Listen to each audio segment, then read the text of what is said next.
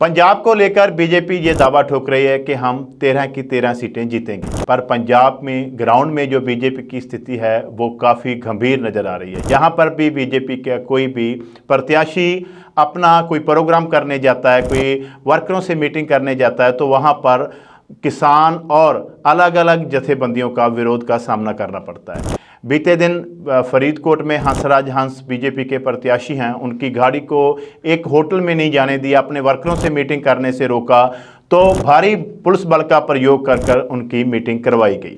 इसी तरह से हुआ है मौड़ मंडी में। बठिंडा जो लोकसभा हल्का है उसकी मौड़ मंडी में बीजेपी की प्रत्याशी परमपाल कौर वहां पर पहुंचे, तो वहां पर देखने लायक एक बात थी कि 150 से 200 किसान थे, 250 से 300 पुलिस कर्मचारी थे और बीजेपी के समर्थक और वर्कर सिर्फ 30 से 35 थे। और 30 से 35 वर्करों के लिए 250 से 300 पुलिस मुलाजिम लगाना पड़े, भारी पुलिस बल का प्रयोग करना पड़े, तो इससे ये स्पष्ट होता है पंजाब में बीजेपी के लिए प्रचार करना भी मुश्किल हो जाएगा। अभी तो सिर्फ जो है टाउन है या सिटी है उनमें ही है, आगे आगे जाकर जब गाँव में, गाँव ज़्यादातर किसान गाँव से आते हैं, तो किसान एक ही बात कहते हैं कि अभी तो आप शहरों में प्रचार कर रहे हो, जब आप हमारे गांव में आओगे तो हम आपका पूरा स्वागत करेंगे। और स्वागत किस चीज़ से करेंगे? स्वागत करेंगे उपलों से। हम आपके ऊपर उपले फेंकेंगे, हम आपको काले झंडे दिखाएंगे और गांव में प्रचार तक करने नहीं देंगे।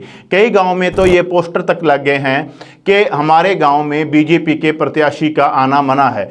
तो ये स्पष्ट स्थिति इस बात के ऊपर बनी है क्योंकि जब किसान दिल्ली जा रहे थे तो बीजेपी की सरकार ने उन्हें हरियाणा और पंजाब के बॉर्डर पर ही रोक लिया था और उनके ऊपर आंसू गैस के गोले, ड्रोन से हमले और सीधी गोलियां तक भी चला दी गई। जो प्लास्टिक की गोलियां वो भी सीधी मारी गई। तो उसके बाद किसान बढ़ गए और एक किसान शुभकर्ण की बीते काफ़ी समय पहले इस आंदोलन के दौरान मृत्यु भी हो गई। तो उसके बाद किसानों का गुस्सा चरम सीमा पर है और उनका यही कहना है कि ये हमारी कातिल है, तो हम इसको जीतने नहीं देंगे। और ये भी किसान कह रहे हैं कि हम पंजाब ही नहीं पूरे भारत के लोगों को अपील करते हैं कि बीजेपी को इस बार बहुमत नहीं आने चाहिए और बीजेपी को हराना चाहिए, ताकि देश के ऊपर जो डिक्टेटरशिप लागू होने वाली है उसको रोका जाए, डेमोक्रेसी को बहाल किया जाए। जिस तरह से बीजेपी अलग अलग जो भी सरकारी इंस्टीट्यूट हैं उनका दुरुपयोग कर कर विरोधियों को, किसानों को, जो भी कोई विरोध करता है उनको दबाने के ऊपर लगी हुई है। अगर इस बार मौका चूक गया तो आने वाले समय में पूरी तरह से डिक्टेटरशिप लागू हो जाएगी। तो इसके चलते पूरे पंजाब में बीजेपी के जहां जहां पर भी प्रत्याशी ऐलान कर चुकी है बीजेपी, वहां पर विरोध जारी है।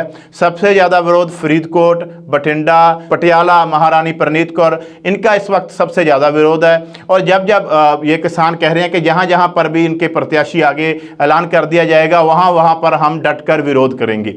और इस विरोध के चलते बीजेपी के किसी भी कैंडिडेट को गांव में आने की अनुमति नहीं होगी और पूरा विरोध, अगर ये शहर में भी प्रदर्शन करेंगे तो वहां पर भी विरोध होगा। और इस विरोध के चलते कई बार उस कार्यक्रम को पूरा कराने के लिए तो वहां पर लाठी का भी प्रयोग करना पड़ा।